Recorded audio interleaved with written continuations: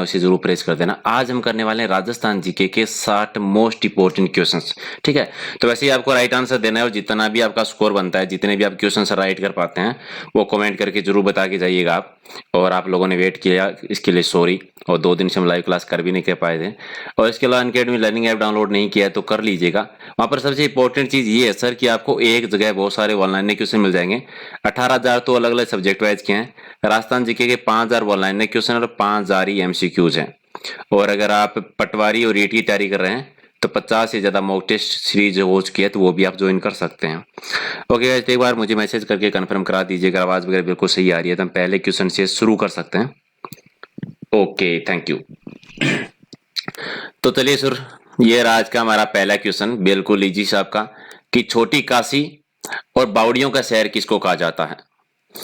Jagdish Chaudhary, very good evening sir, कैसे हो sir आप? विवेक जी सर, आप क्या आदेश का वेट कर रहे थे?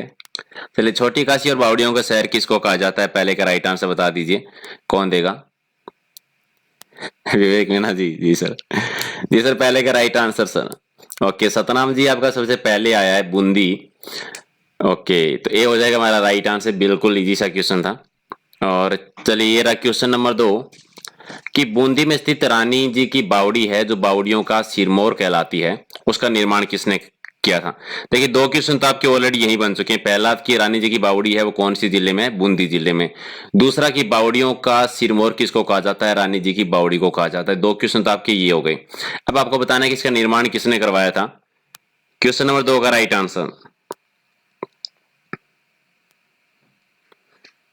जी बिल्कुल सर, रानी नातावन जी के द्वारा करवाया गया था। तो राइट आंसर आपका 3 नंबर हो जाएगा, इसमें सी आपका राइट आंसर है। चलिए, क्वेश्चन नंबर 3, और यह है कि वह कौन सा स्थान है जहां राजा उमेद सिंह ने संन्यास ग्रहण करने के बाद वहां रहते थे? राजा उमेद सिंह जो है, जिन्होंने संन्यास लिया था, और संन्यास लेने के बाद में वो कौन से स्थान पर रहते थे? क्वेश्चन नंबर 3 का राइट आंसर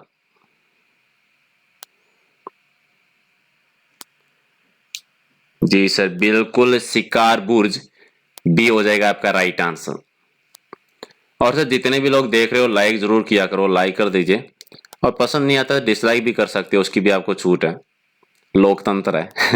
चलिए सर, क्वेश्चन नंबर 4, कि नागर सागर कुंड जो है वो कौन सी जिले में है? नागर सागर कुंड कौन सी जिले में? सतनाम जी, राजेश, सोनू, एस के जाट, चोनीलाल जी, विनोद, संदीप, नीलम। ओके, तो 4 का राइट आंसर क्या हो जाएगा? ये जो है बूंदी जिले में है। तो 3 नंबर आपका राइट आंसर है, सी इसका सही उत्तर है, नागर सागर कुंड। बाकी 2 गुड न्यूज थी, आप लोगों को मिली गई होगी। लैब असिस्टेंट की आंसर की आ गई है ऑफिशियली, और एलडीसी का जो एग्जाम था उसकी पोस्ट बढ़ा दी गई है। 15 तारीख को तो उसका रिजल्ट आने ही वाला है, लेकिन ये भी एक खुशखबरी है। चलिए, 5वां क्वेश्चन देखिए, 5वां हमारा है कि चित्तौड़गढ़ प्रमुख तय किस राज्य की राजधानी रहा था? चित्तौड़गढ़ किसकी राजधानी रहा था? बिल्कुल इजी सा है जी सर, मेवाड़ की राजधानी रहा था, बी हो जाएगा आपका राइट आंसर।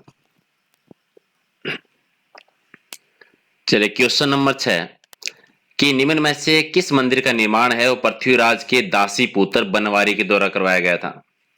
तो 4 ऑप्शन है, उनमें से कौन सा मंदिर है जो पृथ्वीराज के जो दासी पुत्र थे बनवीर, उनके द्वारा करवाया गया था? 6 का राइट आंसर जी सर, तुलजा भवानी का मंदिर जो है इसका निर्माण करवाया था। राइट आंसर आपका 1 नंबर हो जाएगा। जी बिल्कुल सर, 1 नंबर आपका राइट आंसर। चलिए, क्वेश्चन नंबर 7, कि मातृकुंड या तीर्थ जो है वो कौन सी नदी के किनारे स्थित है? मातृकुंड या तीर्थ कौन सी नदी के पास में है? 7 का राइट आंसर जी सर, चंद्रभागा नदी के किनारे, 1 नंबर आपका राइट आंसर हो जाएगा। क्वेश्चन नंबर 8, कि किस मंदिर में लकवे के मरीजों का इलाज किया जाता है? लकवे के जो मरीज है इनका इलाज 2 तरीके से याद कर लीजिए, सिंपल सा, लैंग्वेज चेंज हो सकती है, किस मंदिर में किया जाता है या फिर किस देवी के द्वारा किया जाता है, या फिर कौन सी देवी से संबंधित है। लैंग्वेज कैसे भी चेंज कर लीजिए। राजेश मीना जी, कोई बात नहीं सर, पीडीएफ दे देंगे इसकी, दोबारा आप रिविजन कर लेना इसका। 8 का राइट आंसर जा आसावरी माता जो है, डी हो जाएगा आपका राइट आंसर। सतनाम जी, जी से बिल्कुल। शोभा जी आपका विषय है। चलिए क्वेश्चन नंबर 9 कि चित्तौड़गढ़ में स्थित समिदेश्वर जी का जो शिव मंदिर है वो किस शैली का बना हुआ है? ये भी हाल ही एग्जाम में आया था कि समिदेश्वर शिव मंदिर जो है कौन से जिले में है, तो ये था चित्तौड़गढ़ जिले में। और कौन सी शैली में इसका निर्माण करवाया गया है? जी सर, नागर शैली में बना हुआ है ये। राइट आंसर आपका 3 नंबर सी हो जाएगा सही उत्तर। चलिए क्वेश्चन नंबर 10 कि 27 देवरी क्यों प्रसिद्ध है? 27 20 प्लस 7 27 देवरी क्यों प्रसिद्ध है? 10 का राइट आंसर, क्योंकि ये नाथ संप्रदाय का एक प्रमुख स्थल है। डी हो जाएगा राइट आंसर।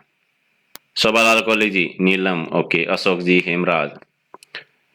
11 नंबर देखिए बिल्कुल जी शाह की सांवलिया सेठ के नाम से कौन प्रसिद्ध है? सांवलिया सेठ किसको कहते हैं? श्री कृष्ण जी को कहते हैं। 1 नंबर आपका राइट आंसर हो जाएगा। क्वेश्चन नंबर 12 कि कुंभ श्याम मंदिर है वो कौन सी शैली में बना हुआ है? कुंभ श्याम जी का मंदिर किस शैली में निर्मित है? ये बना हुआ है महामारू शैली में। बी आपका राइट आंसर हो जाएगा। क्वेश्चन नंबर 13 कि बामनी नदी और चमल नदी के संगम क्षेत्र जो है यानी भैंसरोडगढ़, वहां पर स्थित 9 मंदिरों का समूह किस नाम से जाना जाता है? पहली चीज तो कि कौन सी नदियों के संगम पे है? बामनी और चमल नदी 9 मंदिरों का ग्रुप है, एक समूह है, उसे किस नाम से जानते हैं? 13 का राइट आंसर जी, बारडोली के शिव मंदिर जो है वो 9 मंदिरों का समूह है। 1 नंबर आपका राइट आंसर हो जाएगा। क्वेश्चन नंबर 14 कि नौगजा पीर की कब्र जो है वो कौन से दुर्ग में स्थित है? नौगजा पीर की कब्र कौन से दुर्ग में स्थित है? क्वेश्चन नंबर 14 जी सर, चित्तौड़गढ़ की दुर्ग में। वेरी गुड, डी आपका राइट आंसर हो जाएगा, चित्तौड़गढ़ की दुर्ग में है। क्वेश्चन नंबर 15 कि जागीरदार सूरत सिंह सक्तावत के द्वारा निर्मित विनोता की बावड़ी है वो राजस्थान के कौन सी जिले में है? विनोता की बावड़ी का निर्माण किसने करवाया था? सूरत सिंह सक्तावत ने। और कौन से जिले में इसका निर्माण करवाया था?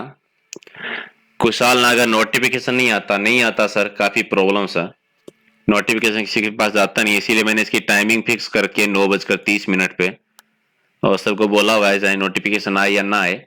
रेयर केस होता है जब क्लास नहीं होती, लाइव हमेशा होती है, तो 9:30 पे आ जाया करो जी। चित्तौड़गढ़ में है ये, राइट आंसर आपका बी हो जाएगा। क्वेश्चन नंबर 16 कि राजस्थान के किस जिले की आकृति है वह घोड़े की नाल के समान है? किस जिले की आकृति घोड़े के नाल के समान है? ठीक, और ये चित्तौड़गढ़ जिले की है। राइट आंसर आपका बी हो जाएगा इसमें। क्वेश्चन नंबर 17 कि भारतीय पुरातत्व सर्वेक्षण विभाग की स्थापना है वो की थी अलेक्जेंडर कनिंघम ने, ठीक है, और कब की थी ये बता दीजिए। 1861 के दौरान की गई थी। सी आपका राइट आंसर हो जाएगा। क्वेश्चन नंबर 18 कि राजस्थान में सबसे पहले किसके द्वारा पुरातात्विक सर्वेक्षण का कार्य प्रारंभ किया गया? किसके द्वारा पुरातात्विक सर्वेक्षण का कार्य किया गया था राजस्थान में सबसे पहले?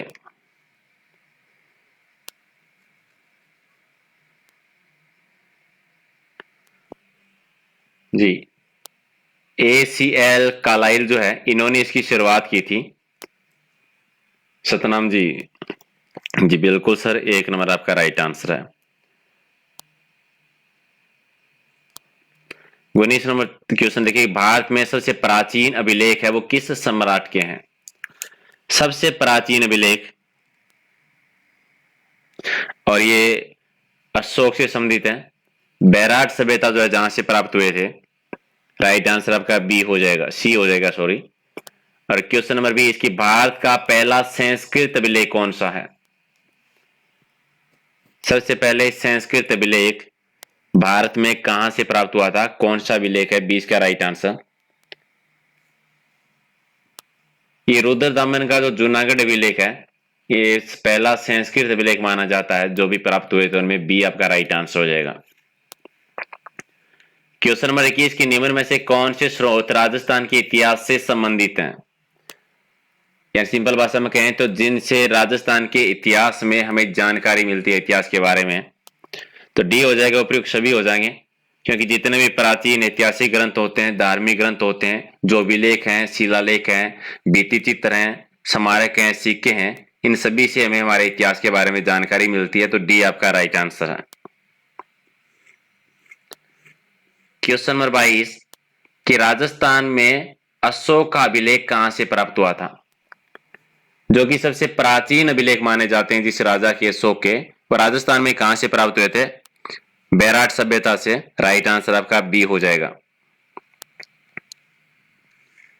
क्वेश्चन नंबर 23 कि बाबरो अभिलेख और बैराट शिलालेख है वो किस शासक से संबंधित है? बाबरो का अभिलेख और बैराट शिलालेख, तो बैराट सी आप बता सकते हैं कि अशोक से संबंधित है। राइट आंसर आपका सी। कभी कभी वंश का नाम पूछ लेते हैं, मौर्य वंश, याद रखिए। क्वेश्चन नंबर 24 कि ऐसे अभिलेख जिनमें केवल किसी व्यक्ति की उपलब्धियों की यशोगाथा होती है उन्हें क्या कहते हैं? यानी किसी पर्टिकुलर किसी एक व्यक्ति की उपलब्धियों के बारे में जो जानकारी मिलती है उसे किस, ऐसे जो अभिलेख होते हैं उन्हें किस नाम से जाना जाता है? 24 का राइट आंसर, उन्हें हम प्रस्ती कहते हैं, जैसे कि राजप्रस्ती थी। 1 नंबर आपका राइट आंसर। क्वेश्चन नंबर 25 कि अभिलेखों की अध्ययन की जो शाखा होती है उसे क्या कहते हैं? अभिलेखों के अध्ययन की शाखा को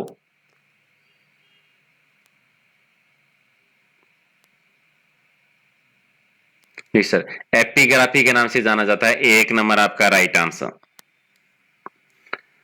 क्वेश्चन नंबर 26 कि किस शिलालेख में संस्कृत भाषा में विष्णु पूजा का उल्लेख देखने को मिलता है?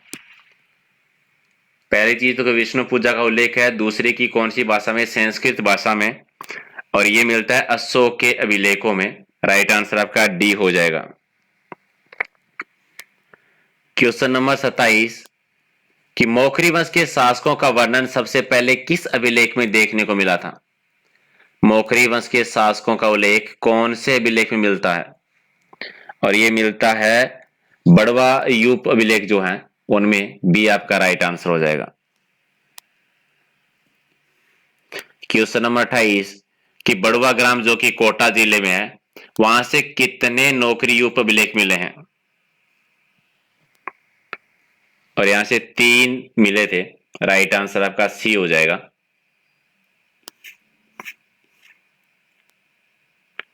क्वेश्चन नंबर 29 कि नानसा यूप स्तंभ की स्थापना किसके द्वारा की गई थी? जी, नानसा यूप स्तंभ की किसकी स्थापना की थी? सोम ने। राइट आंसर आपका बी हो जाएगा। चलिए सर क्वेश्चन नंबर 30 कि निम्न में से कौन सा अभिलेख है वो गुहिल शासक जो शिलादित्य थे उनके समय का है?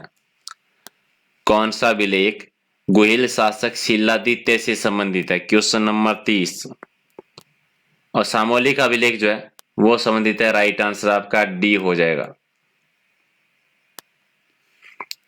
क्वेश्चन नंबर 31 कि जेम्स प्रिंसेप्स के द्वारा पंचमार्क के सिक्कों को आहत मुद्रा का नाम कब दिया गया था? पंचमार्क के सिक्कों को आहत मुद्रा जेम्स प्रिंसेप के द्वारा कब दिया गया था? और ये दिया गया था 1835 ईस्वी के दौरान। राइट आंसर आपका डी हो जाएगा। क्वेश्चन नंबर 32 कि पुराण, कारशापण और पण ये हैं सारे मुद्राओं के नाम है, और ये मुद्राओं के नाम है और किन की मुद्राओं को कहा जाता था? पुराण, कारशापण और पण। 32 का राइट आंसर। ये आहत मुद्राओं के नाम है। राइट आंसर आपका सी हो जाएगा।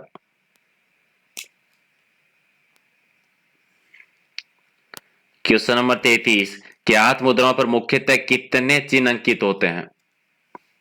आहत मुद्राओं पर कितने चिन्ह होते हैं?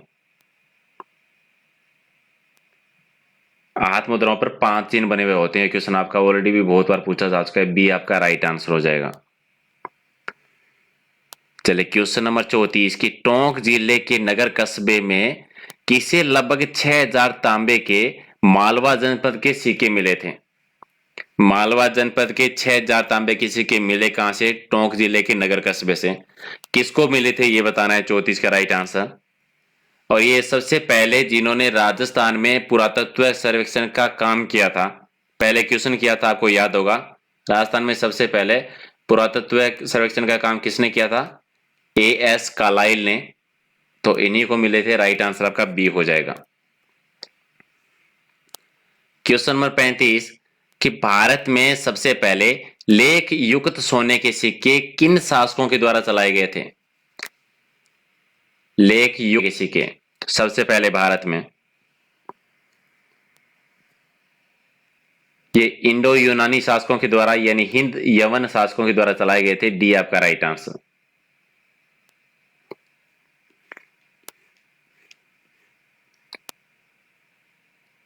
क्वेश्चन नंबर 36 कि आहड़ के उत्खनन से प्राप्त सिक्के और मोहरे हैं वो किस काल की है? आहड़ सभ्यता जो है वहां से जितने भी सिक्के और मोहरे प्राप्त हुई है वो किस काल की है? 36 का राइट आंसर। और यह है ईसा पूर्वी तृतीय शताब्दी से लेकर प्रथम शताब्दी तक। राइट आंसर आपका बी हो जाएगा। क्वेश्चन नंबर 37 कि पश्चिमी राजस्थान में किस इतिहासविद के द्वारा पूरा पाषाण कालीन मानव संस्कृति के चिन्ह खोजे गए थे? पूरा पाषाण कालीन मानव संस्कृति, 37 का राइट आंसर। और ये श्रीमती बी आलची ने किया था ये कार्य। राइट आंसर आपका 1 नंबर हो जाएगा। ये भी क्वेश्चन आया हुआ क्वेश्चन आपका। क्वेश्चन नंबर 38 कि राजस्थान के किस भाग में पूरा पाषाण काल की हैंड एक्स यानी हाथ कुठार संस्कृति के अवशेष मिले थे? 38 का बता दीजिए कौन देगा राइट आंसर। पुरातात्विक स्थल से संबंधित क्वेश्चन है, ये तो बता ही सकते हैं आप। 38 का राइट आंसर जी डिगारिया, भानगढ़ और विराटनगर से। राइट आंसर आपका डी हो जाएगा इसमें। क्वेश्चन नंबर 39 कि स्क्रैपर और पॉइंट ये किस काल के विशेष उल्लेखनीय उपकरण रहे हैं? स्क्रैपर और पॉइंट ये दो उपकरण है और किस काल के मिले थे? ये 39 का राइट आंसर। ये मध्य पाषाण कालीन उपकरण है। राइट आंसर आपका बी हो जाएगा। क्वेश्चन नंबर 40 कि मानव ने सबसे पहले किस प्रकार की धातु का प्रयोग करना शुरू किया था? क्वेश्चन सर इनसे अच्छे क्वेश्चन क्या हो सकते हैं? नहीं सर, इनसे अच्छे क्वेश्चन तो मुझे लगता ही नहीं है कि हो सकते हैं। बेस्ट क्वेश्चन है ये सर। ऐसे क्वेश्चन आते हैं सर आजकल। आप पुराने पेपर देखिए भी नहीं, जो पेपर हुए हैं 2 सालों में वो। चलिए 40 का राइट आंसर तांबा हो जाएगा। 1 आपका राइट आंसर है। क्वेश्चन नंबर 41 कि राजस्थान में सिंधु घाटी सभ्यता के प्रमुख स्थल कौन से जिले में मिले थे? जी ये हनुमानगढ़ जिले में मिले थे। राइट आंसर आपका बी हो जाएगा। क्वेश्चन नंबर 42 कि कालीबंगा सभ्यता के उत्खनन का कार्य है वो किसके निर्देशन में हुआ था? ये बता दीजिए, ये तो बता सकते हो आप। कालीबंगा सभ्यता जो हनुमानगढ़ जिले में काली चूड़ियां, इसके उत्खनन का कार्य किसके निर्देशन में हुआ था? और ये हुआ था बी के थापर और बीबी लाल के निर्देशन में। राइट आंसर आपका 1 नंबर हो जाएगा। क्वेश्चन नंबर 43 कि राजस्थान में विभिन्न स्थानों पर प्राप्त प्रागैतिहासिक काल के शैल चित्र किस दृश्य की बहुलता है? किस दृश्य की बहुलता का मतलब है कि जितने भी शैल चित्र मिले हैं उसमें किसके चित्र मिले हैं? शिकार के ज्यादा हैं, प्राकृतिक चित्र ज्यादा हैं, पशु पक्षी के ज्यादा हैं, या फिर ग्रुप में डांस के ज्यादा हैं? तो आखेट के यानी शिकार के नृत्य जो चित्र हैं वो ज्यादा हैं प्रागैतिहासिक काल के। राइट आंसर आपका 1 हो जाएगा। क्वेश्चन नंबर 44 की रियासत काल में राज्य की सुरक्षा हेतु औद्योगिक दुर्ग बनाए जाते थे, वे स्थित कहां पर होते थे? दुर्गों की जो श्रेणी होती है उनकी बात कर रहे हैं। मुख्यतः 9 श्रेणियां होती है। तो औद्योगिक दुर्ग किसको कहा जाता था सिंपल भाषा में कहें तो? जो दुर्ग चारों तरफ से जल से घिरे हुए होते थे उन्हें औद्योगिक दुर्ग की श्रेणी में रखा जाता है। राइट आंसर आपका ए हो जाएगा। क्वेश्चन नंबर 45 की महाराणा प्रताप ने किस किले से मेवाड़ का शासन प्रारंभ किया था? और ये चित्तौड़गढ़ के किले से किया था, चित्तौड़ के किले से। राइट आंसर आपका डी। क्वेश्चन नंबर 46 कि किस शासक के द्वारा चित्तौड़ के किले के जो अंतिम मौर्य शासक रहे थे, मान मौर्य, जिन्हें हम मान मौर्य भी कहते हैं इतिहास में, उनसे 734 ईस्वी में दुर्ग जीत लिया था, चित्तौड़ का दुर्ग। और किस शासक ने जीता था? ये बापा राहुल ने जीता था मान मौर्य से 734 में। राइट आंसर आपका बी हो जाएगा।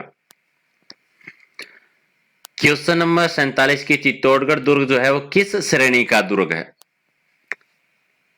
चित्तौड़गढ़ दुर्ग है वो किस श्रेणी का दुर्ग आता है? और ये गिरी दुर्ग है। राइट आंसर आपका 1 नंबर।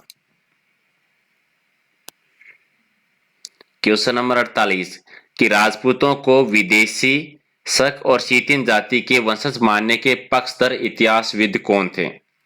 यानी जितने भी इतिहासकार हैं वो राजपूतों की उत्पत्ति को लेकर अलग अलग मत है।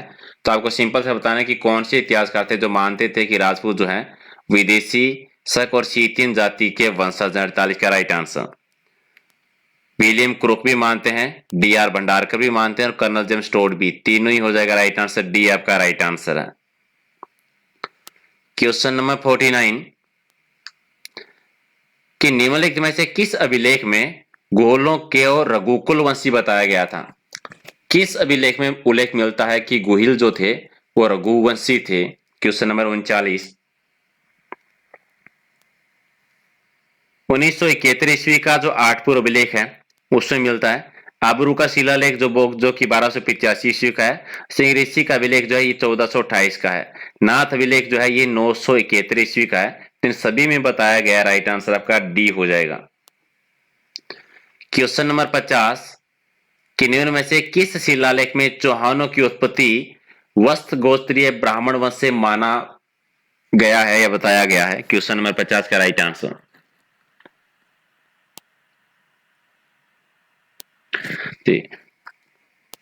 किस अभिलेख में उल्लेख मिलता है कि ब्राह्मण जो थे वे वत्स गोत्रीय ब्राह्मण थे? ये ब्रोज गुर्जर ताम्रपत्र जो है इससे संबंधित है। ये 978 ईस्वी का है। राइट आंसर आपका डी हो जाएगा सर। चलिए क्वेश्चन नंबर 51 कि राजपूतों को भारतीय मूल मानने वाले इतिहासकार कौन कौन से थे? कौन से इतिहासकार मानते थे कि राजपूत जो थे वो मूल भारतीय थे? बैजनाथपुरी और चंद्रवरदाई का भी माना है, पंडित गौरी शंकर, हीराचंद ओझा, मोहनतुनेरसी का भी माना है, और डॉक्टर गोपीनाथ शर्मा और सूर्यमल मिशन का भी माना है। तो राइट आंसर आपका डी हो जाएगा। अब चंद्रवरदाई देख का नाम को ये मत कह देना कि अग्निकुंड से माना था। अग्निकुंड से माना था लेकिन उनका ये मूल स्थान की बात करें वो अग्निकुंड जो था वो भारत में ही था। ठीक है, तो इसको लेकर कंफ्यूज मत क्रिएट कर देना। राइट आंसर आपका डी हो जाएगा। क्वेश्चन नंबर 52 कि साहित्यकार दयालदास नायक जो है उन्होंने राठौड़ों की उत्पत्ति किससे मानी थी? उनका मानना था ये कि ब्राह्मण वंश के हैं जो कि भल्लराव थे, इनसे इनकी उत्पत्ति हुई है। डी आपका राइट आंसर है। क्वेश्चन नंबर 53 कि निम्न में से कौन सा शिलालेख है जिसमें प्रतिहारों को गुर्जर कहा गया है? यह क्वेश्चन आपका बहुत इंपॉर्टेंट है, 6 बार आ चुका है। कौन से शिलालेख में प्रतिहारों को गुर्जर कहा गया है? क्वेश्चन नंबर 53 का राइट आंसर इन सभी में कहा गया। सभी नाम याद रखिए आप।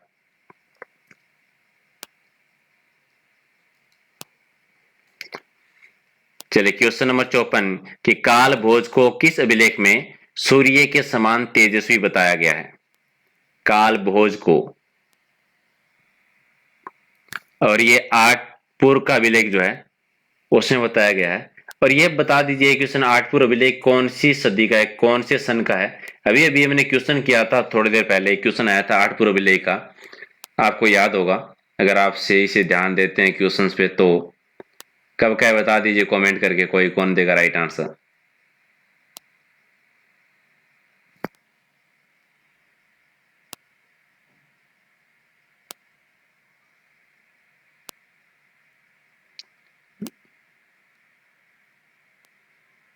जी सर, कौन देगा, कोई राइट आंसर देगा 54 क्वेश्चन का कि आठपुर अभिलेख कब का है? अभी अभी क्वेश्चन किया था अगर आप ध्यान देते हैं तो। 1971 कपिल कुमार 1971। जगदीश चौधरी बिल्कुल सही है, 971 का है। जी सर बिल्कुल। चलिए क्वेश्चन नंबर 55। 55 हमारा है कि संगीत ज्ञान के कारण कुंभा को उपाधि प्राप्त हुई थी, यानी कुंभा को संगीत का ज्ञान था तो इसलिए कौन सी उपाधि दी गई थी इन्हें? बिल्कुल इजी से 55 का राइट आंसर। अभिनव बता चाह रही है कि बी आपका राइट आंसर। सबसे पहले किसी ने बताया था 1971 लिख दिया था गलती से, मैं नाम देखना भूल गया था, सबसे पहले उसका राइट आंसर आया था। सॉरी सर, मैं नाम दे पाया, कपिल कुमार था आई थिंक। चलिए क्वेश्चन नंबर 56। हल्दी घाटी के युद्ध के पश्चात महाराणा प्रताप ने निम्नलिखित स्थानों में से किसको अपनी राजधानी बनाया था? हल्दी घाटी के युद्ध के बाद में अपनी राजधानी महाराणा प्रताप ने किसको बनाया था? 56 का राइट आंसर जी सर, कुंभलगढ़। 1 नंबर आपका राइट आंसर हो जाएगा। चलिए क्वेश्चन नंबर 57।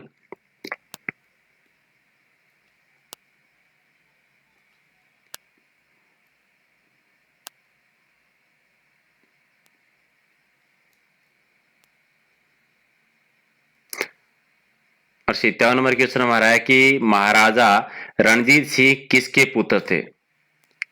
महाराजा रणजीत सिंह है वो किसके पुत्र थे? 57 का राइट आंसर जी, सूरजमल। सी आपका राइट आंसर हो जाएगा। और ये रहा क्वेश्चन नंबर 58। बिल्कुल इजी सा कि ब्रजराज की उपाधि से भरतपुर के किस शासक को सम्मानित किया गया था? ब्रजराज की उपाधि भरतपुर के किस शासक को दी गई थी? 58 का राइट आंसर जी, महाराजा बदन सिंह को दी गई थी। ये महाराजा बदन सिंह जो है ये जाटों के वास्तविक संस्थापक माना जाते हैं। जो प्रसिद्ध शासक हुए थे चूड़ामन, उनके ये भतीजे थे। और ये बदन सिंह वही है जो कि मुगलों के कहने पर स्वाई जयसिंह ने थोन के किले पर आक्रमण किया था और बाद में बदन सिंह को शासक बनाया था। इन्हीं के पुत्र हुए थे सूरजमल। ठीक है, चलिए sir question number 59 second last question की जैसलमेर में 1550 ईस्वी में वहां के शासक लूणकर्ण के समय अर्धशाखा हुआ था। क्यों हुआ था? अर्धशाखा क्यों हुआ था? सिंपल सी बात यह है। क्वेश्चन नंबर 59 सेकंड लास्ट, क्योंकि केसरिया तो हुआ था किंतु जोहर नहीं हुआ था। और ये रहा सर आज का हमारा लास्ट क्वेश्चन, क्वेश्चन नंबर 60 कि छतराला यादवपति के विरुद्ध से प्रसिद्ध राजवंश कौन सा था? छतराला यादवपति। और इसके लिए थे जैसलमेर के जो भाटी राजवंश थे। राइट आंसर आपका बी हो जाएगा। ओके गाइस, तो ये थे 60 क्वेश्चंस। और अगर वीडियो पसंद आया है तो लाइक जरूर कीजिएगा और नहीं आया है तो डिसलाइक जरूर कीजिएगा, क्योंकि सर सीरियसली मानिए 60 क्वेश्चन बनाने में बहुत टाइम लगता है। आपको सिर्फ वीडियो देखना है, पीडीएफ लेनी है तो लाइक डिसलाइक जरूर करके जाया करो। और अगर पीडीएफ बाकी की पीडीएफ नहीं लिया सर तो आप 2 जगह से ले सकते हो, टेलीग्राम या फेसबुक पे से, दोनों का लिंक डिस्क्रिप्शन में दिया हुआ है। तो और अनअकैडमी डाउनलोड नहीं किया तो कर लीजिएगा। खास तौर से राजस्थान जीके के जो 5000 क्वेश्चन है वो जरूर देखिए और 5000 एमसीक्यूज है वो देख सकते हैं। इसके अलावा अगर आप पटवारी की तैयारी कर रहे हैं तो 50 मॉक टेस्ट सीरीज ऑलरेडी हो चुकी है। सिलेबस क्या है, पैटर्न क्या है, सारी चीजें वहां पर है तो वो भी आप देख सकते हैं। ओके गाइज, तो सुबह मिलते हैं करंट अफेयर के साथ। Thank you.